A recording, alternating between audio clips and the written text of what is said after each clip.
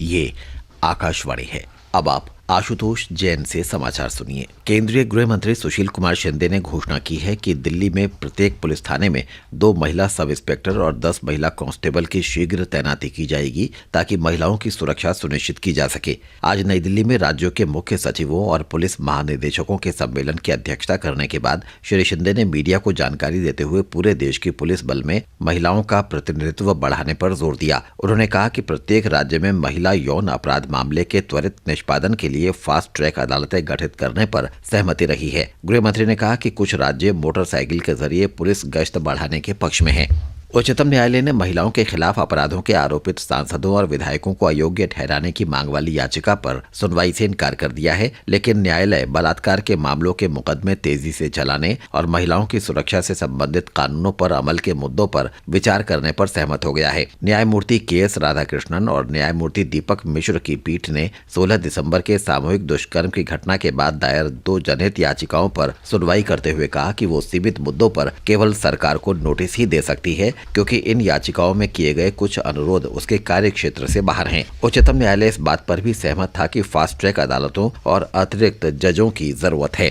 कर्नाटक के पूर्व मुख्यमंत्री BS येदियुरप्पा ने कहा है कि वे फरवरी में बजट सत्र से पहले राज्य में भारतीय जनता पार्टी की सरकार को गिरा देंगे। श्री येदियुरप्पा ने पिछले महीने भारतीय जनता पार्टी छोड़ दी थी और कर्नाटक जनता पार्टी बनाई थी। वे आज बंगलौर में अपने पार्टी की कार्यकारिणी की बैठक के अवसर पर बोल रहे थे। बैठक में उनके वफादार 14 भाजपा विधायकों ने हिस्सा लिया। उन्होंने कहा कि भाजपा के 119 विधायक हैं और अगर 10 विधायक भी पार्टी से इस्तीफा दे दें तो सरकार गिर जाएगी। विधायकों द्वारा इस्तीफा देने के बारे में निर्णय 15 जनवरी को संक्रांति पर्व के अवसर पर किया जाएगा। प्रधानमंत्री मनमोहन सिंह ने आज नई दिल्ली में मॉरिशस के राष्ट्रपति राजकेश्वर पुरयाग से भेंट की और आपसी हित के मुद्दों पर बातचीत की। श्री पुरयाग सुबह राजघाट गए और महात्मा गांधी की समाधि पर पुष्पांजलि अर्पित की। वे राष्ट्रपति प्रणब मुखर्जी से भी मिलेंगे। वे 7 दिन की भारत यात्रा पर आए हैं। वे इस वर्ष कोच्चि में 8 और 9 जनवरी को होने जा रहे प्रवासी भारतीय दिवस के अवसर पर मुख्य अतिथि होंगे। उन्हें प्रवासी भारतीय सम्मान भी प्रदान किया जाएगा। पंजाब में प्रवासी भारतीयों को औद्योगिक और आवासीय प्लॉटों के आवंटन में विशेष आरक्षण मिलेगा। राज्य के उप मुख्यमंत्री सुखबीर सिंह बादल ने आज चंडीगढ़ में